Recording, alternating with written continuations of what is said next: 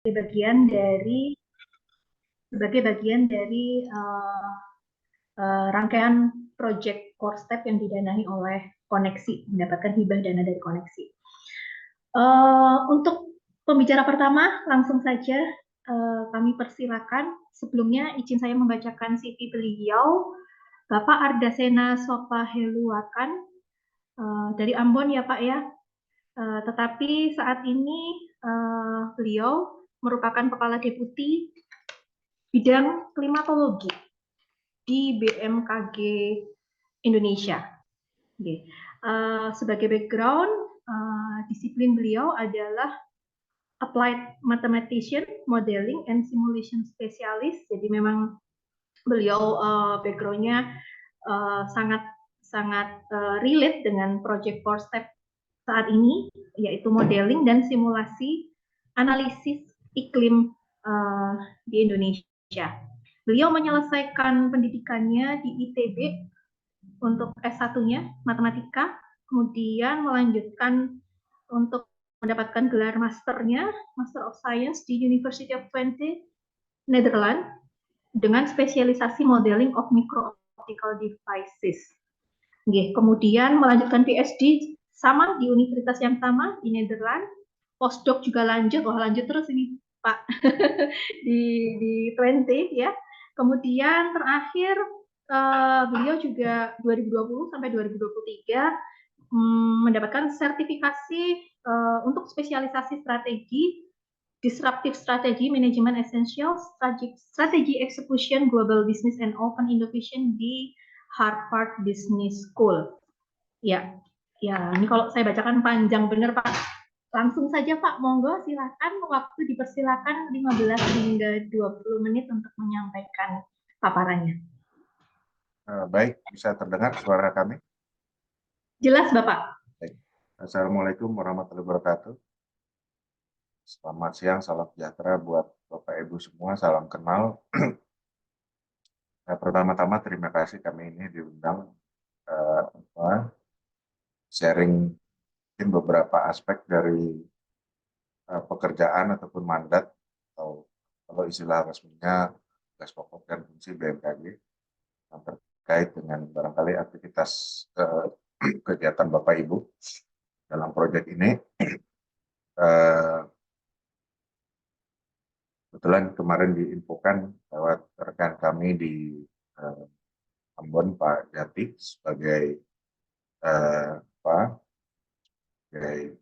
kepala stasiunnya, jadi koordinator di sana beliau. Pada awalnya saya mendapatkan info bahwa request-nya adalah mengenai pengelolaan data. Gitu. Saya respon kalau pengelolaan data kelihatannya kurang menarik gitu ya. Data kan ya data diamati, masuk, dikirim, di quality control dan sebagainya, selesai. Jadi lalu kemudian ternyata usulannya berubah menjadi terkait dengan aspek iklim dan kesehatan gitu ya. Oke, saya coba share screen.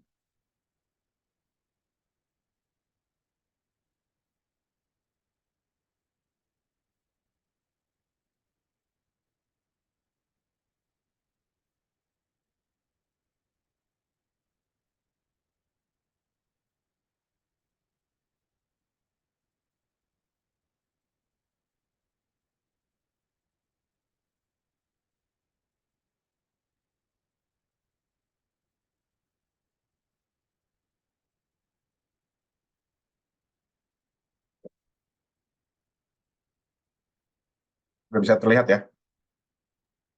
Sudah Bapak. Baik, jadi judulnya sekilas sedikit barangkali mengenai iklim secara global, bagaimana perkembangannya sekarang, iklim di Indonesia, bagaimana keterkaitan atau istilahnya climate health nexus yang terjadi dan juga beberapa layanan yang ada di BMKG. Tiga hal tersebut mungkin yang ingin kami sampaikan di sharing session ini. Mulai mungkin yang pertama, karena kemarin request-nya, slide-nya dan presentasinya bahasa Inggris, jadi kami bikinnya di bahasa Inggris. Tapi saya rasakan tidak masalah. Nah, mengenai global climate change ini, Bapak Ibu semua sudah barangkali yang familiar bahwa di luar siklus iklim yang natural, yang memang terjadi perubahan, yang 40-50 tahun terjadi, akselerasinya adalah akibat aktivitas manusia yang disebut dengan istilahnya antropogenik. Ini ada gambar, kalau iklim yang sekarang itu yang naik ke atas, kalau tidak ada intervensi manusia, maka seharusnya kita melalui trajektori yang di bawah ini. Nah, mengenai status iklim ini ada 3 prominent report secara global. Pertama, sebelah kiri ini menunjukkan status iklim secara global, mana status iklimnya relatif terhadap periode pra-industri, misalkan ini dilaporkan oleh Badan PBB untuk cuaca atau World Meteorological Organization. Dan kami juga menjadi anggota tim expertnya. Lalu aspek sainsnya itu dilaporkan oleh badan yang lain yang namanya IPCC, yang dilahirkan juga oleh WMO.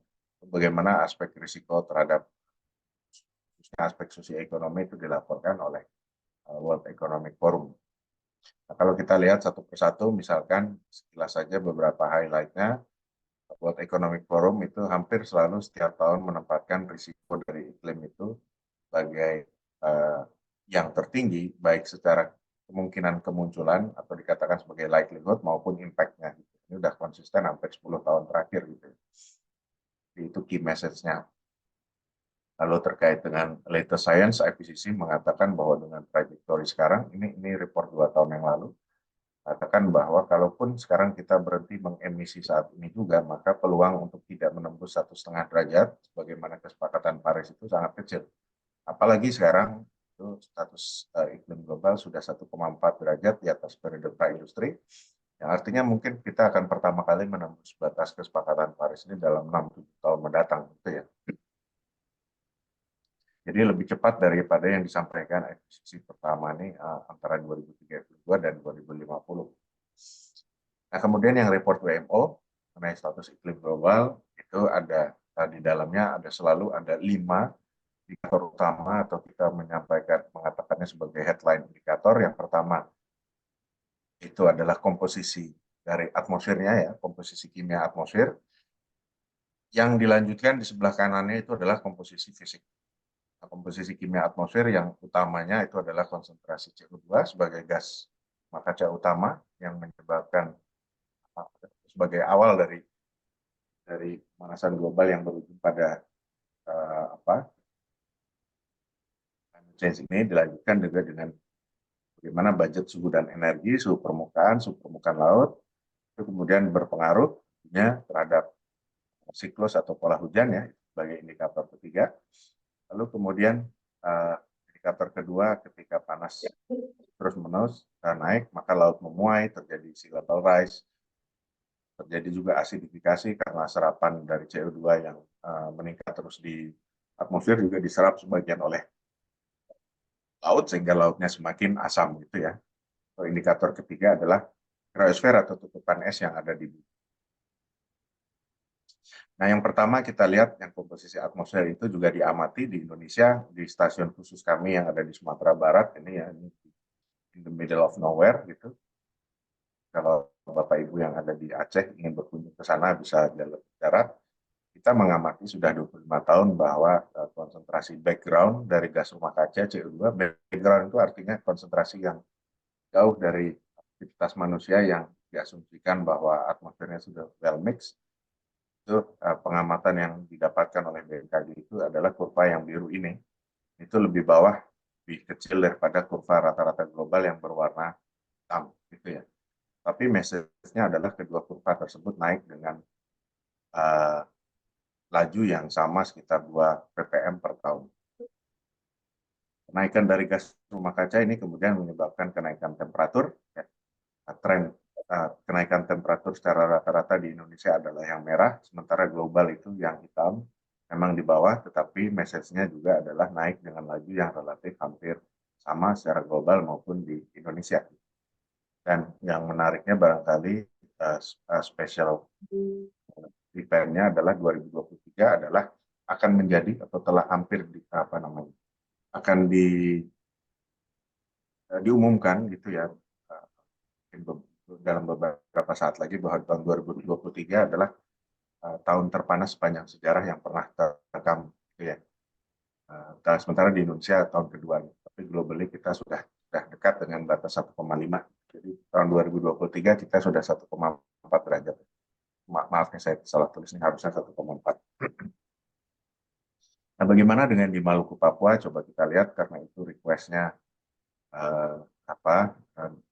pertemuan ini. Kita lihat sea level rise, di surface temperature di sekitar daerah Kepulauan Maluku dari awal tahun 80-an hingga sekarang kita lihat itu naik gitu ya. Dan memang belum memecahkan rekor. Nah, saat ini rekornya masih tahun 2016, tapi tahun 2023 ini hampir jadi tahun dengan laut terpanas juga di Maluku.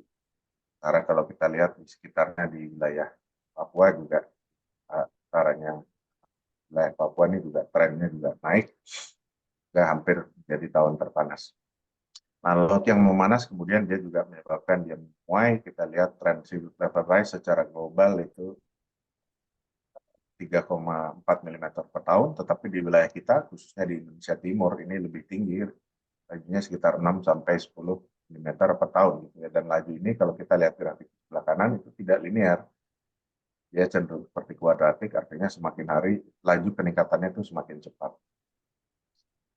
Nah, pola ekstremitas curah hujan juga kemudian berubah, kan? Ya, di banyak lokasi kami mencatat kenaikan besaran dan juga frekuensi dari curah hujan ekstrim. Di Papua, BMKG juga mengamati tutupan es, atau kalau di sekolah kita bilangnya dulu salju abadi, itu yang terus-menerus semakin berkurang dan kemungkinan besar akan hilang dalam maksimal 5 tahun lagi, kemungkinan besar akan hilang. Nah, pola temperatur di Maluku, ini yang dua gambar pertama yang atas sebelah kanan itu di bimodal, jadi puncak berpuncak, ada semacam puncaknya itu 2 kali dalam setahun. Itu mudah dipahami karena mataharinya seolah-olah melintas 2 kali di sekitar wilayah ekuator. Nah, historical trennya kita di sekitar wilayah Maluku dan Papua itu 0,07 hingga 0,12 per 10 tahun, trennya selama 70 tahun terakhir. Dan kemudian kalau kita ambil setiap provinsi yang ada juga, dan itu juga trennya menyatakan lebih besaran yang sama untuk Maluku, Maluku Utara, Papua, dan provinsi lainnya di Papua. Nah, untuk future projection-nya dari simulasi kami, kan bahwa dengan skenario moderat yang dikatakan sebagai RCP 4,5 ini trennya naik sekitar 0,9 hingga 1,1 derajat dalam 30 tahun mendatang. Sementara untuk skenario emisi yang tinggi itu 1 hingga 1,3 derajat. Nah, curah hujan polanya bervariasi. Kalau di Maluku itu puncak dari musim hujannya itu ada di bulan Juni ya, jadi antara Mei dan Juli. So, kalau kita lihat tren historisnya itu mayoritas wilayah di sekitar Maluku itu jadi kenaikan tren dari curah hujan. Nah, bagaimana masa depannya? Kita lihat di sini itu relatively konstan ya, tidak ada kenaikan yang signifikan kecuali di wilayah utara atau sekarang yang masih provinsi Papua itu masih naik, sementara di selatannya cenderung turun, baik untuk musim hujan maupun juga musim kemarau. Nah, sekarang kita beralih ke layanan iklim. Nah, di BMKG ini kami fokus memberikan layanan sektoral untuk beberapa sektor utama, ya. Sektor kebencanaan, asuransi, pariwisata, kualitas udara, energi terbarukan, kehutanan, sumber daya air, infrastruktur, kesehatan, ya. Kita bahas sekarang, dan pertanian yang merupakan long standing sektor yang sudah ada layani BMKG sejak lama. Banyak tentunya aspek kesehatan yang terpengaruh oleh iklim. Nah, karena waktunya sedikit, mungkin kami tunjukkan satu saja aplikasi yang sudah operasional, yaitu layanan peringatan dini demam berdarah berbasis iklim, ya, yang ada di beberapa provinsi. Ini juga merupakan hasil kolaborasi riset antara BMKG, Dinas Kesehatan, dan universitas gitu ya. Nah, kebergantungan antara demam berdarah dan iklim ini sudah lama diketahui, tapi kuantifikasi bagaimana kebergantungan eksaknya kan sampai belakangan itu masih merupakan apa ya, belum konkret gitu ya. Nah, layanan yang kami wujudkan ini merupakan salah satu yang pertama di dunia justru menentukan bagaimana secara eksplisit kaitannya antara iklim makro dengan jumlah kasus yang ada gitu ya. Dan sebenarnya kontrol iklim terhadap fenomena penyakit ini itu ada di dua aspek. Yang pertama adalah kontrol terhadap eksistensi, ya ditunjukkan dengan gambar yang ini. Jadi daerah di yang lebih utara atau lebih selatan dari garis ini kan dengue tidak terjadi. Tapi karena perubahan iklim maka band ini semakin mekar ke utara. Lalu yang kedua adalah kontrol terhadap besaran atau variabilitasnya. Nah, itu lebih dikontrol terhadap musim di parameter parameter tertentu, utamanya yang terkait dengan curah hujan dan kelembaban memiliki pengaruh secara langsung terhadap besaran dari dinamika demam berdarah ini dari musim ke musimnya gitu ya, seperti dia outbreak dan lain sebagainya. Ini framework yang kita pakai, saya skip aja, tapi intinya adalah ini kolaborasi antara layanan iklim dengan sektor kesehatan, ya, dinas kesehatan, kementerian kesehatan, dan juga para modeler yang ada di universitas. Melalui riset yang kami lakukan, kami mengeksplor setiap kabupaten di Indonesia kebergantungannya secara eksplisit ke di daerah mana yang bergantung kepada parameter apa itu sudah kami ketahui melalui yang cukup dalam modelingnya. Sehingga kita tahu bagaimana istilahnya kasus dan kebergantungan insiden rate dan kerapatan secara spasialnya itu juga karakterisasinya itu bisa kita lakukan sehingga tipologi layanan yang diberikan misalkan akan berbeda untuk daerah yang kasusnya tinggi tapi wilayahnya kecil dengan kasusnya tinggi tapi wilayahnya besar gitu ya.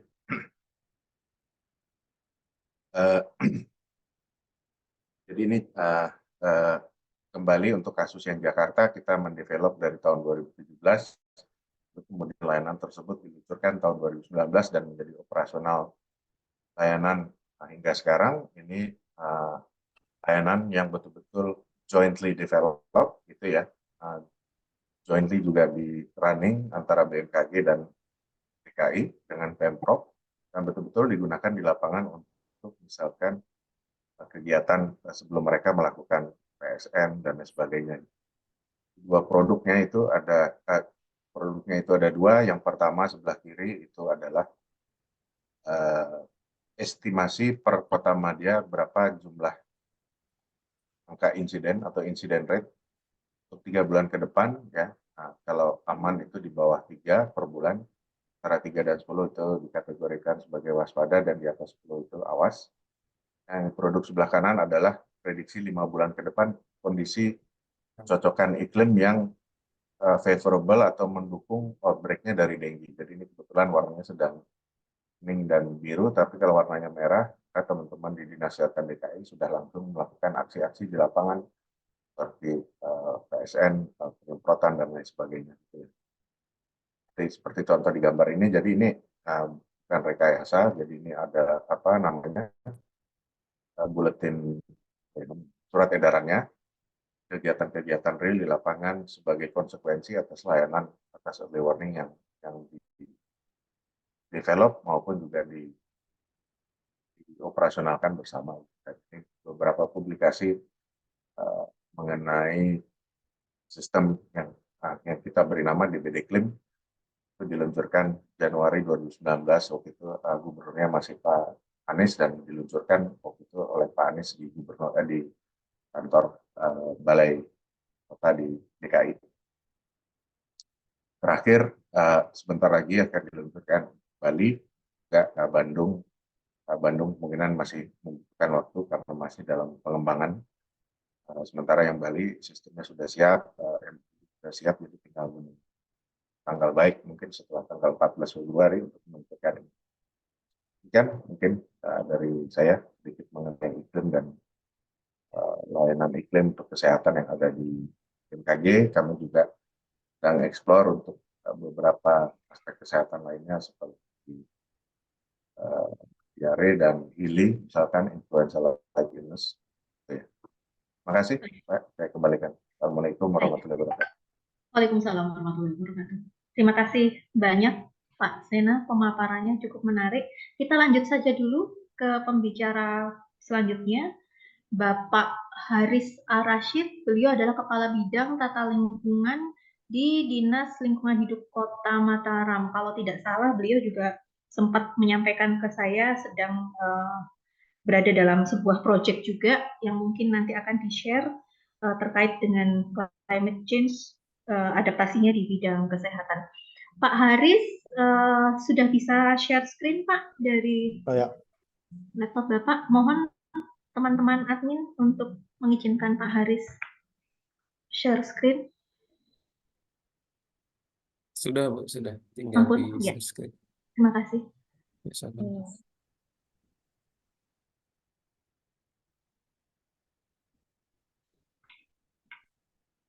Baik. Ya. Ya, sudah nampak Pak Haris. Boleh Bu ya? Ya, sudah. Silakan Pak. Baik Bu. Bismillahirrahmanirrahim. Assalamualaikum warahmatullahi wabarakatuh. Selamat siang, salam sejahtera kita semua. Dalam rangka sharing pengetahuan terkait perubahan iklim, pemerintah Kota Mataram, kalau berbicara perubahan iklim di Kota Mataram, kita harus terlebih dahulu berbicara bagi apa penyebab dari perubahan iklim tersebut, yaitu adalah gas rumah kaca yang ada di Kota Mataram. Gas rumah kaca yang paling dominan adalah yaitu kandungan gas metan dan CO2. Nah, nanti ada data yang kami tampilkan berapa jumlah. Nah, itu sehingga pemerintah Kota Mataram perlu melakukan upaya pengendalian dan pengelolaan terhadap sumber-sumber pencemaran tersebut. Sebagai gambaran umum, Kota Mataram dengan luas wilayah 61,30 km persegi dengan jumlah penduduk tahun 2003 4,434 dengan jumlah kecamatan 6 dan 50 kelurahan dan 325 lingkungan. Nah, selanjutnya adalah gambaran indeks kualitas lingkungan hidup Kota Mataram, yaitu untuk tahun 2022 dan 2003. Indeks kualitas udara di Kota Mataram yaitu 2022 82,65 dan tahun 2023 85,9. Artinya gini Bu, ini karena Kota Mataram merupakan pusat provinsi sehingga ini masuk kategori baik, bukan kalau baik sekali itu 85 atau 95 ke atas itu kategori baik. Kalau ini Mataram masuk kategori baik. Karena Kota Mataram sebagai kata tadi merupakan pusat ibu kota provinsi, begitu tingginya arus transportasi sehingga kualitas Kota Mataram masih agak belum baik sekali. Terus yang kedua, gambaran indeks kualitas lingkungan Kota Mataram dari indeks kualitas air, Bu, yaitu tahun 2020 40,24 yang menurun di tahun 2039. Ini salah satu penyebabnya adalah penyebabnya adalah masih adanya pengelolaan limbah cair dan limbah padat yang belum terkoordinasi, masih dibuang di badan air sehingga menyebabkan tingkat pencemaran. Ini itu contoh kantungan sampah. Yang ketiga adalah penyebabnya indeks tutupan lahan yang masih kecil di Kota Mataram karena sehingga kalau berbicara indeks kualitas lingkungan Kota Mataram kita anggap memang masih kurang dibanding di daerah-daerah lain. Termasuk daerah klasifikasinya kurang. Kalau yang masuk 70 itu termasuk baik sekali kualitas lingkungannya. Sehingga Kota Mataram termasuk kurang dalam hal. Inilah beberapa penyebabnya. Nah, sehingga pemerintah Kota Mataram perlu melakukan upaya-upaya pengendalian terhadap salah satu sumber gas rumah kaca yaitu adalah pengelolaan sampah.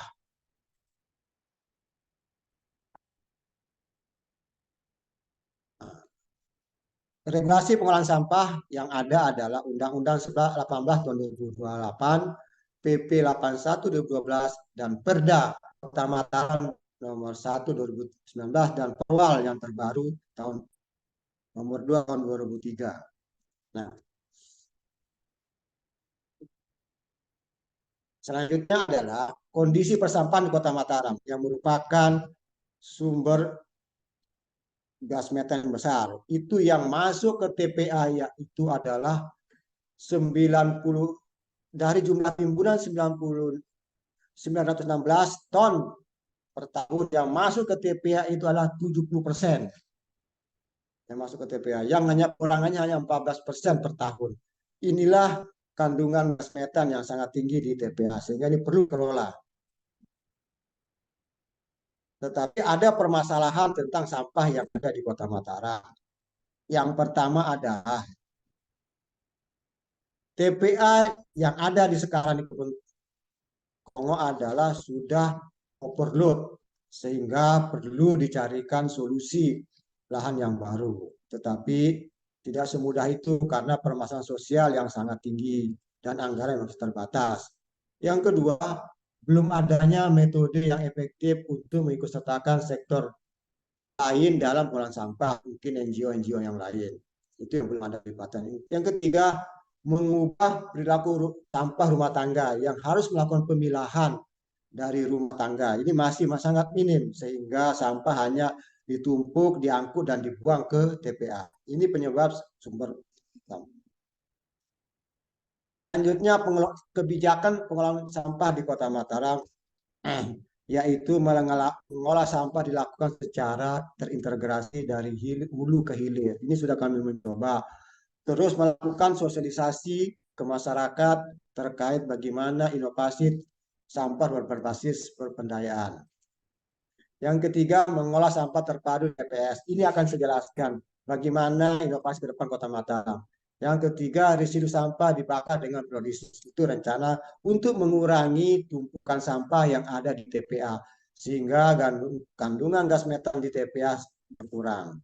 Nah, adapun skema untuk mengurangi pengolahan sampah tersebut, kita sekarang sedang membangun TPST modern. TPST modern ini adalah tempat pengolahan sampah yang modern. Sampah-sampah yang sudah terpilah dari rumah tangga dan ataupun belum terpilah rumah tangga akan dikelola di TPS modern ini.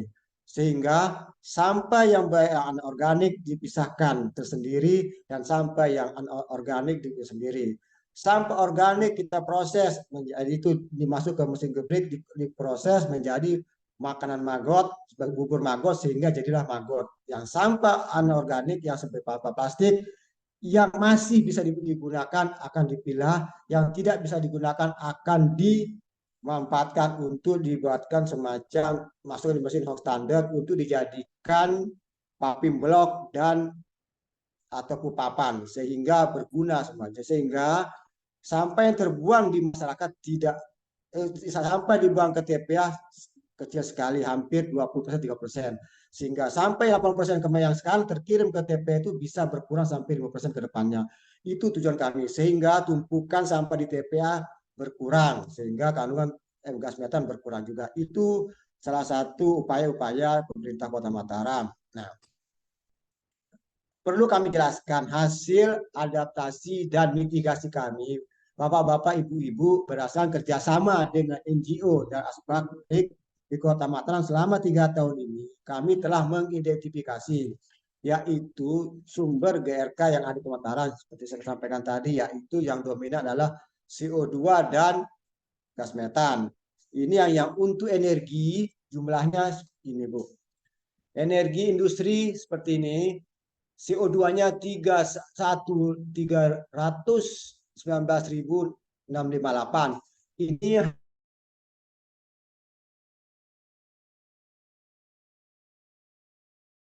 ada di Kota Mataram. Terus manufaktur industri 48. Transportasi. Nah, ini transportasi yang katakan tadi, inilah yang sangat dominan di Kota Mataram, yang mempengaruhi indeks kualitas udara di Kota Mataram. Sehingga indeks Kota Mataram itu sangat tidak baik sekali, tapi baik. Tapi kita mengharapkan bahwa indeks kualitas udara Kota Mataram bisa mencapai baik sekali. Ini yang beberapa pengaruhnya, Bu. Terus yang kedua, ini dari segi energi. Yang dari segi pertanian ini juga ada datanya, Bu. Ini proses ada -3, ada yang overcrop. Dan dari pertanian ada ini, Bu, biomasa warning, terus yang dari sampah juga ada. Nah, dari sampah ya. Ini sampai dengan 2,2746. Ini dari sampah, Bu. Ini kandungan gas metan yang ada yang kami kelola. Nah, itulah gambaran gas rumah kaca yang ada di Kota Mataram. Selanjutnya hasil tagging kami bersama tim NGO itu dari 17 indikator TPP di Kota Mataram. Di TPP di sektor pendidikan dan kesehatan, ini di TP1 itu pendidik kesehatan, ada beberapa gambaran di TP yang paling besar ini di TPP 11. Ini sangat tinggi. Nah, terus yang kedua, yang terakhir adalah peta risiko iklim curah hujan, kami di kelurahan kami sudah dibuatkan. Terus peta potensi dampak iklim perkelurahan ini masih dipetakan. Nah, data-data ini Bapak-Bapak Ibu-Ibu masih dalam tahap proses.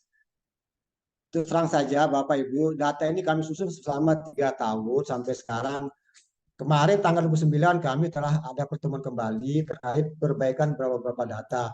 Mudah-mudahan di pertengahan tahun ini data yang adaptasi dan mitigasi perubahan iklim di Kota Mataram sudah tersusun dengan sempurna. Itulah gambaran data-data yang sementara yang ada pada kami, Bu, sehingga kami tidak bisa memberikan yang sebanyak mungkin. Demikian informasi yang kami berikan. Terima kasih. Wassalamualaikum warahmatullahi wabarakatuh. Waalaikumsalam warahmatullahi wabarakatuh. Terima kasih Pak Haris dari DLHK Kota Mataram atas paparannya yang cukup menarik. Ternyata masalah di Mataram itu sebagian besar didominasi indeks kualitas udara dan indeks kualitas air. Ya, mohon izin sebelum masuk sesi diskusi saya menyapa ada Bu Ina dari Pusat Krisis Kesehatan Kemenkes. Saya juga harus menyapa. Waalaikumsalam Bu Ina. Saya pun juga harus menyapa leader kita dalam Project Step, Ibu Rina Suryani Oktari, Bu Okta, dan teman-teman yang lain nampaknya ada yang bergabung juga dari Bali. Ya, selamat datang. Baik, selanjutnya saya persilahkan kepada teman-teman untuk berdiskusi, bisa mengajukan pertanyaan, klarifikasi, atau apapun yang dibutuhkan untuk perkembangan proyek kita secara spesifik maupun secara umum juga boleh. Secara umum tentang apa yang sudah dipaparkan tadi. Silakan untuk bertanya ditujukan ke siapa? Ya.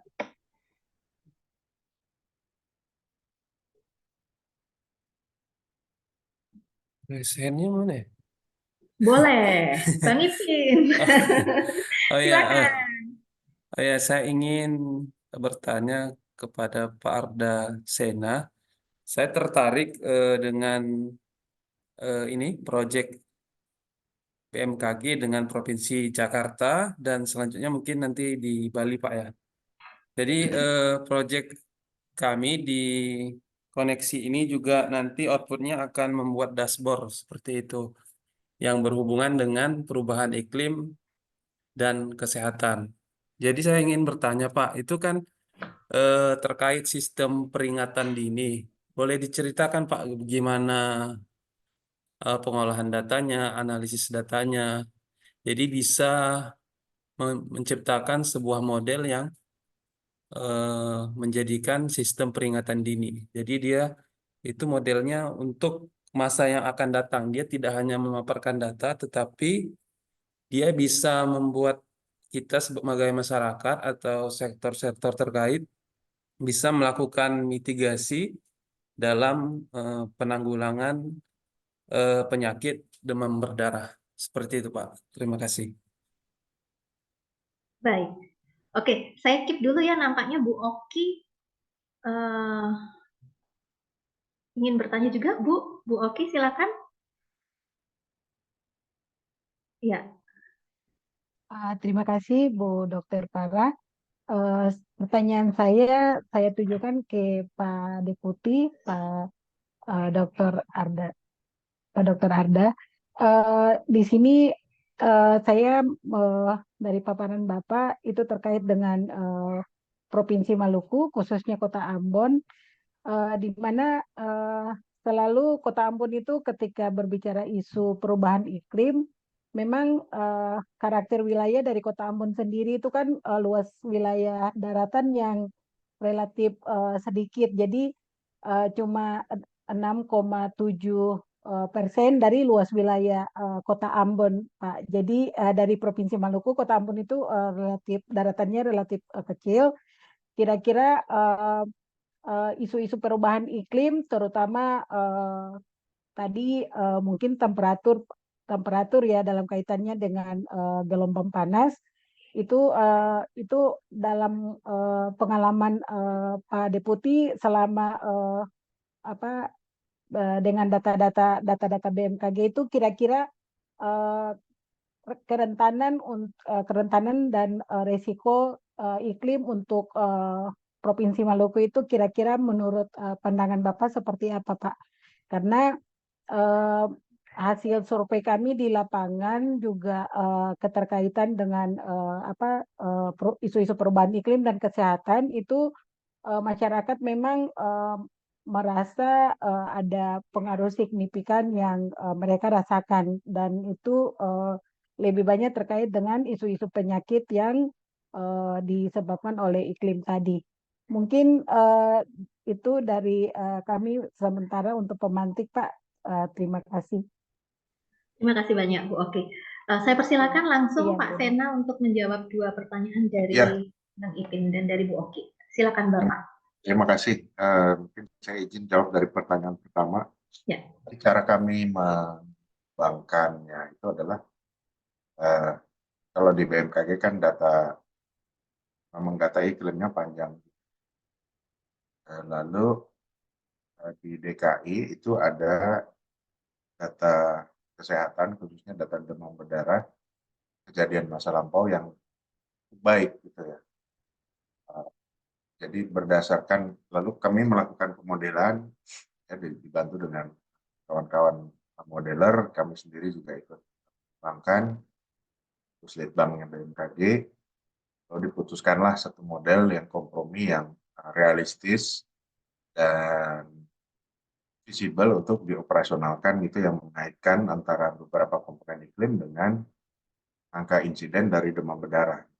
Jadi terkaitan antara demam berdarah dan iklim yang sudah terjadi di masa lalu, di iklim yang lalu gitu ya.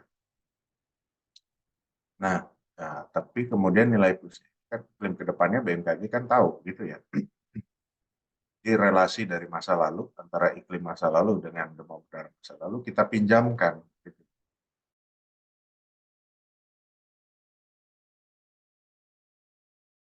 Beberapa bulan ke depan yang ada di BMKG. Dengan demikian kita mendapatkan estimasi dari kasus demam berdarahnya. Kurang lebih cara bekerja begitu. Lalu kita juga melihat komponen-komponen iklim mana yang juga kira-kira cocok atau favorable terhadap kondisi outbreak, misalkan itu juga berhasil kita identifikasikan. Gitu. Nah, beberapa catatan barangkali secara umum memang dependensinya sudah cukup diketahui di literatur mengenai demam berdarah dan iklim ini, yaitu di temperatur, curah hujan, dan kesehatan. Tapi persisnya hubungannya seperti apa, eksplisitnya dalam besarannya, itu berbeda dari lokasi ke lokasi, even di Indonesia. Even di dalam satu pulau, gitu ya. Jakarta itu berbeda dengan di Bandung, berbeda dengan di Malang, itu berbeda dengan di Jakarta, di Semarang misalkan. Itu harus dicari satu persatu gitu. Karena kita bukan mau menunjukkan kalau temperatur naik maka dia naik, terus ketika temperatur turun dia turun, tidak. Kita mau kan besaran estimasinya mutlak berapa ya. Tentunya harus dilakukan juga dengan modeling yang lebih eksplisit. Kita juga menemukan bahwa kebergantungan tersebut dari lokasi ke lokasi, even di satu pulau yang sama, itu juga berbeda-beda dan faktor penentunya misalkan selain tipikalitas iklim adalah misalkan juga kondisi geografi atau topografi lokasi bersangkutan gitu ya, selain iklimnya juga gitu. Nah itu yang harus dicari satu persatu. Nah faktor lain selain faktor risetnya gitu ya, faktor lain yang merupakan kunci menurut saya untuk menentukan berhasil atau tidaknya eksplorasi atau pengembangan semacam ini itu adalah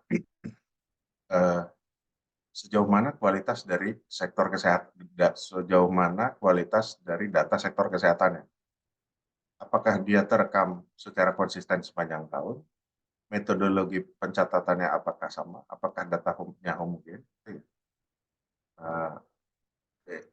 Itu yang menjadi faktor make or break mengembangkan modeling atau keterkaitan atau layanan terkait dengan iklim dan kesehatan.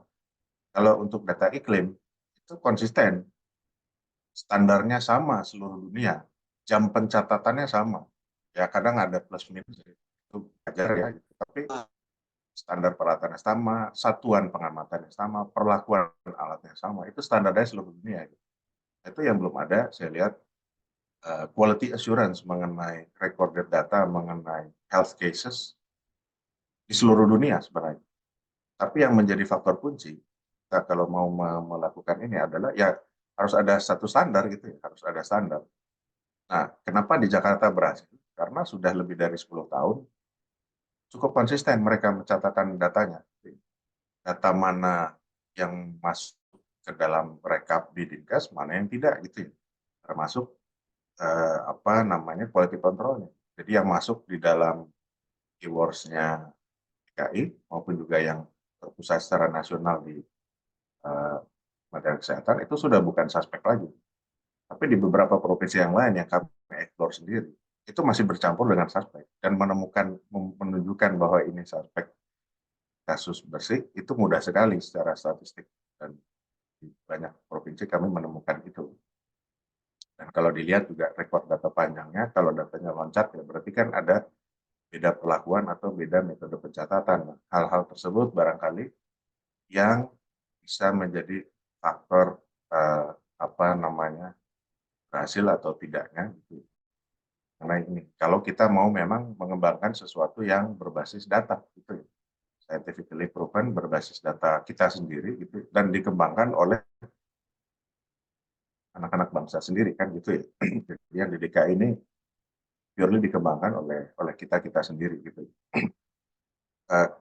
Kalau boleh saya juga izin menambahkan satu aspek, kalau misalkan teman-teman ingin mengembangkan seperti hal tersebut dalam kegiatan ini, barangkali perlu dipikirkan atau dipertimbangkan juga integrasinya ke dalam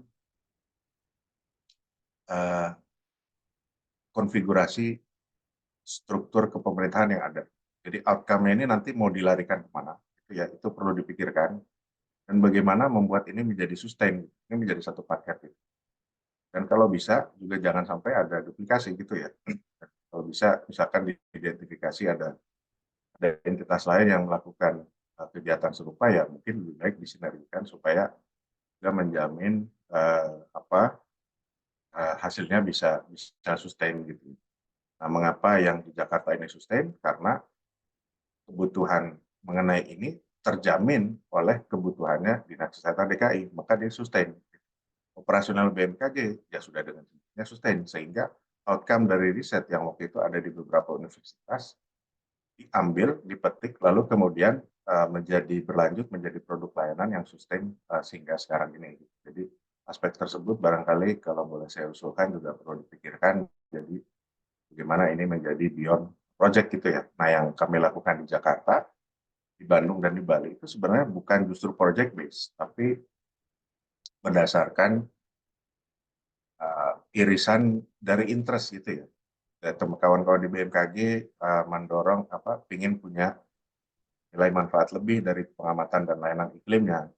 Lalu teman-teman kesehatan sudah lama tahu mengenai ada pengaruhnya iklim terhadap kesehatan gitu ya. Nah, atas pertemuan itu ya kita rutin melakukan pertemuan, kemudian jadilah kerangka layanan ini. Jadi yang kami lakukan itu waktu itu bukan dari proyek. Lalu pertanyaan kedua dari Ibu Oki, terima kasih pertanyaannya Bu. Kota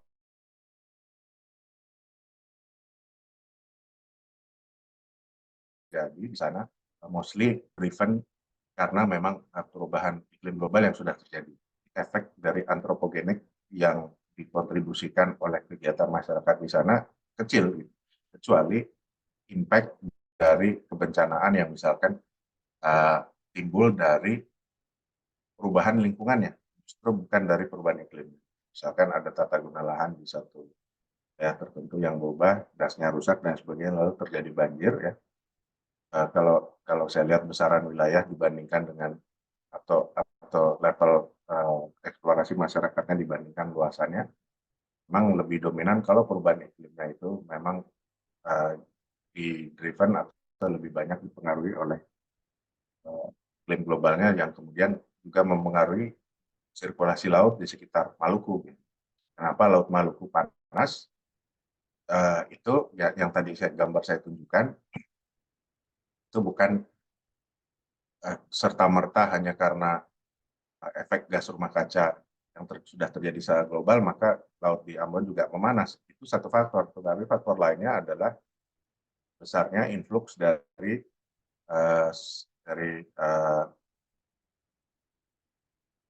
kolam hangat Pasifik yang ada di sekitar Papua gitu ya. Kemudian kan mengalirnya ke sana sehingga laut di Ambon itu cenderung cepat memanas dibandingkan wilayah Indonesia lainnya seperti di Laut Jawa gitu. Masuk lewat Selat Livamatola dan lain sebagainya, harusnya cukup kompleks itu ya. Tentunya itu mempengaruhi biota laut di sana. Nah, faktor risiko tersebut atau kerentanan tersebut barangkali yang menurut saya cukup tinggi dan juga belum banyak dieksplor. Barangkali penelitiannya di sana bagaimana perubahan laut ini terhadap sirkulasi arus, lalu terhadap biota laut, terhadap sumber daya laut gitu ya. Belum banyak dieksplor dan menurut saya ini kesempatan buat kawan-kawan yang ada di sana. Gitu. Kalau boleh kami diajak juga kapan-kapan gitu. Selain misalkan juga itu menurut saya isu yang penting ya laut di Indonesia Timur.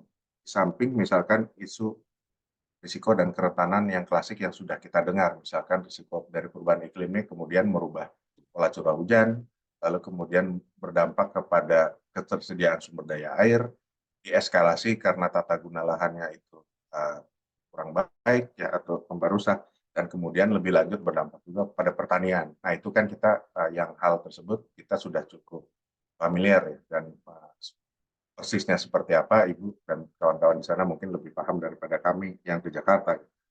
Jadi saya ingin mendorong atau barangkali menitipkan gitu kalau sebenarnya yang laut ini lebih menarik, lebih penting walaupun memang lebih mahal, tapi kan seharusnya yang menjadi jangkar ketahanan kita, ketangguhan kita itu kan seharusnya dari laut. Nah itu belum banyak, isu tersebut belum banyak gitu ya, belum masuk mainstream ya gitu ya. Mudah-mudahan 14 Februari pemimpinnya memikirkan aspek ini. Makasih, saya kembalikan ke moderator. Terima kasih banyak Pak Sena. Ya, silakan masih saya buka sesi diskusi selanjutnya. Silakan kalau masih ada yang ingin dikonfirmasi, teman-teman. Selain, silakan. Siapakah ini? Farah.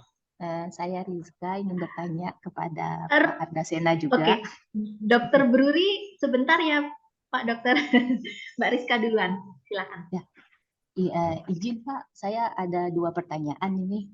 Yang pertama, bagaimana peran BMKG dalam menyediakan data klimatologi yang mendukung riset tentang perubahan iklim di tingkat lokal?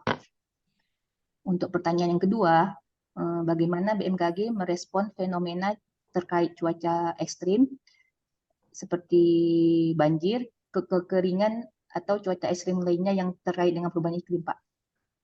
Nah, begitu, sekian pertanyaan saya. Terima kasih.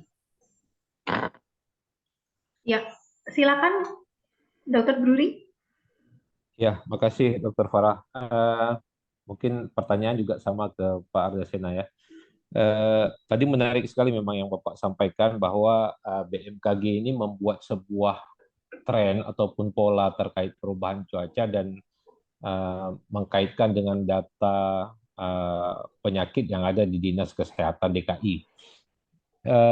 Yang ingin saya tanyakan, Pak, apakah ada penyakit-penyakit lain yang coba dikaitkan dengan perubahan cuaca ini yang sudah dicoba dianalisa oleh BMKG, mungkin juga dengan kerjasama dengan dinas terkait. Itu yang pertama. Yang kedua, selama ini kan sektor kesehatan itu selalu melakukan penanganan terhadap penyakit itu kan pendekatannya medis atau pendekatannya kuratif ya, atau kepengobatan sebuah penyakit dan lain sebagainya ya. Apakah untuk ini mungkin dalam dunia iklim ya Pak, kami mungkin karena saya di dunia medis kurang kurang memahami, apakah ada penanganan langsung terhadap dampak perubahan iklim ini? Misalnya kita harus melakukan modifikasi cuaca tertentu sehingga sektor kesehatan ini menyiapkan langkah-langkah lain ya untuk menangani dampak perubahan ini termasuk di sektor kesehatan. Mungkin seperti itu Pak Ardasena, terima kasih atas Terima kasih. penyampaiannya. Ya, terima kasih Dr. Bruri.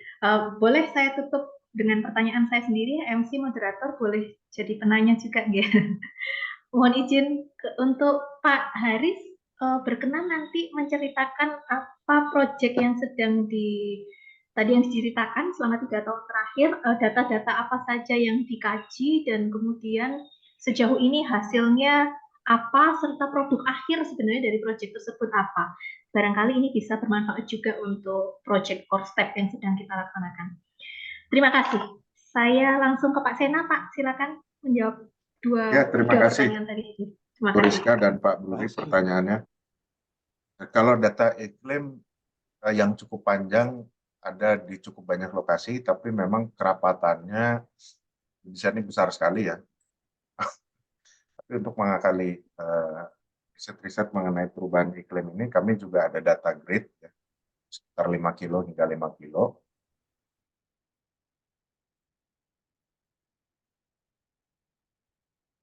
Perubahan iklim, karena iklim yang jangka panjang, maka variasinya itu juga tidak pada skala yang sangat kecil gitu ya. Jadi ada istilahnya itu koherensi spasialnya cukup besar gitu ya. Lain halnya kalau kita misalkan bicara event yang pendek, curah hujan ekstrim gitu ya, dia bisa terjadi di satu lokasi tertentu saja, tidak jauh dari itu, kemudian dia kering gitu ya.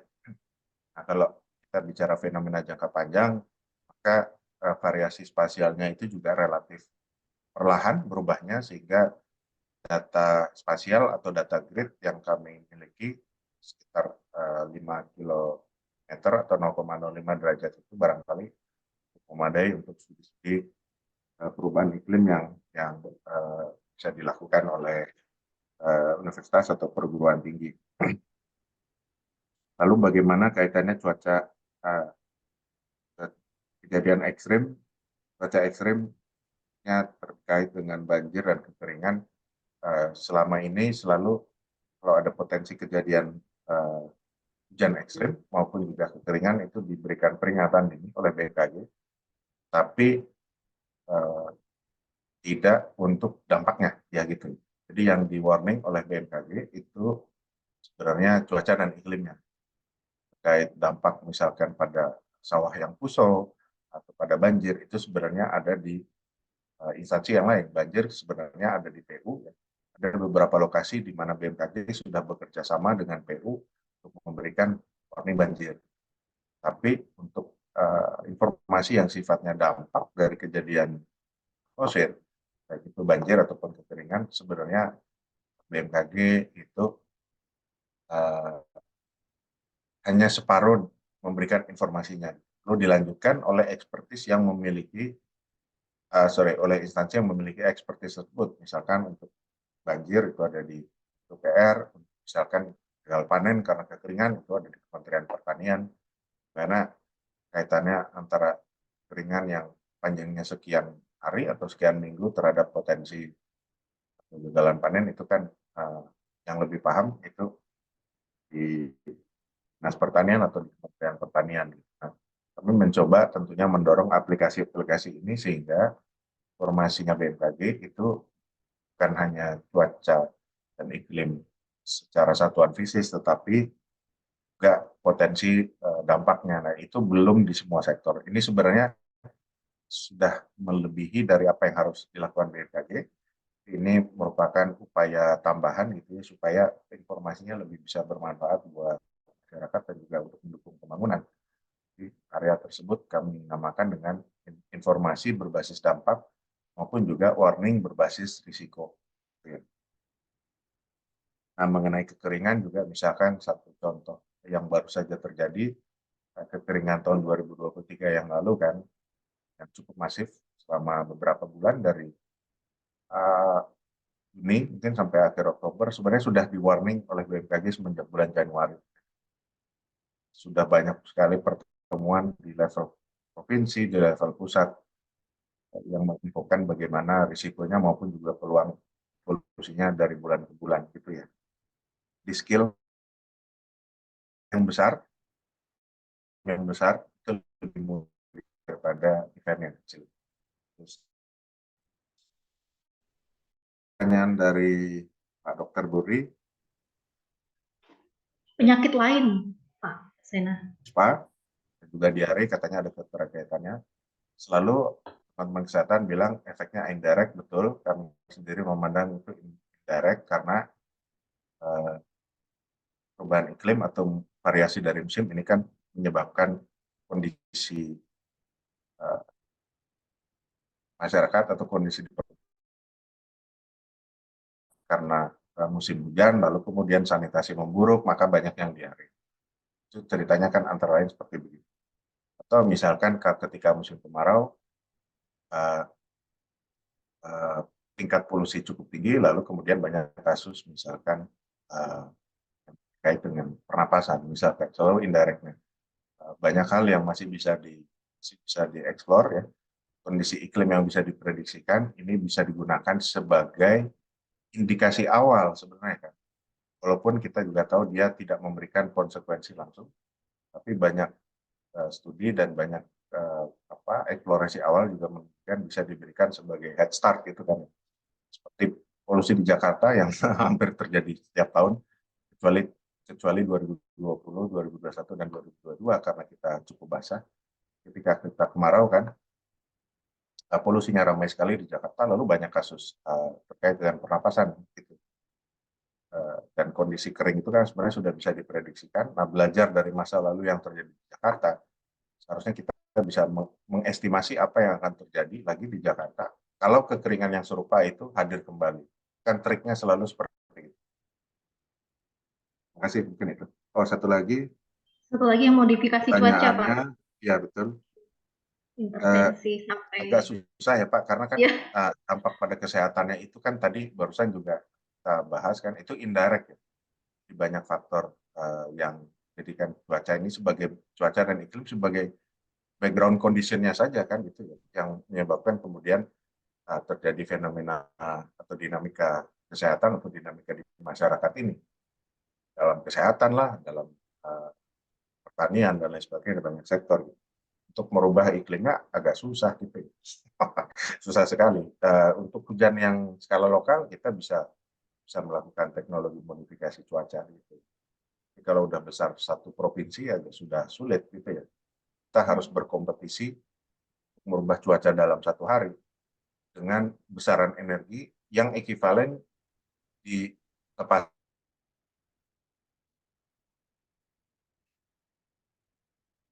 provinsi tersebut. Jadi bayangkan kalau untuk mana kita karena yang terjadi di atmosfer ini kan didrive oleh radiasi ya, oleh energi matahari. Jadi kalau kita membalikkan, paling tidak kan kita harus punya satu effort dari yang setara dengan itu, secara sistem. Terima kasih. Ya, dan itu mahal ya Pak Sena ya, kalau sampai harus gitu. ya masih tidak mungkin. Pasti tidak mungkin. Baik, terima kasih. Pak Haris, Ya, Bu. masih bersama kami? Iya, Pak. Monggo diceritakan lebih detail, sedikit lebih detail tentang proyek yang sedang dijalankan saat ini oleh DLHK. Oke, baik Bu. Kegiatan yang kami kerjakan bersama Asma-Klik itu dalam rangka penyusunan dokumen rencana aksi perubahan iklim. Dari dokumen itu ke depan nanti akan nanti peran masing-masing instansi terkait NGO untuk melakukan aksi apa yang akan ke depan dilakukan gitu loh. Jadi nanti udah kelihatan gitu loh. Nanti dinas A itu ngapain gitu loh. Nanti Baik. LH ngapain, dinas pertanian ngapain. Berdasarkan nanti data dokumen itu, Bu. Baik. Sektor Itu kesehatan keluarannya, Bu. dapat manfaat ya, Pak? Sektor kesehatan? Semua dinas karena kami kemarin waktu pemetaan itu semua dinas kami libatkan, Bu. Semua Baik, sektor kami baik. libatkan. Itu, Bu, keluarannya. Baik, terima kasih. Mudah-mudahan ke depan saya boleh lah Pak ya ngintip-ngintip hasilnya. Oke, Bu. Baik.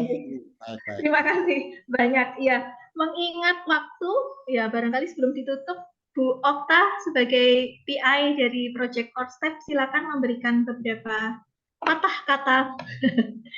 Ya, silakan Bu Okta.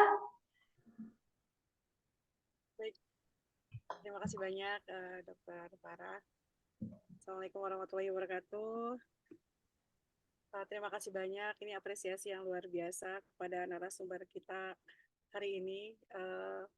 Ini luar biasa ini Pak Deputi menyempatkan meluangkan waktunya berbagi dengan kita.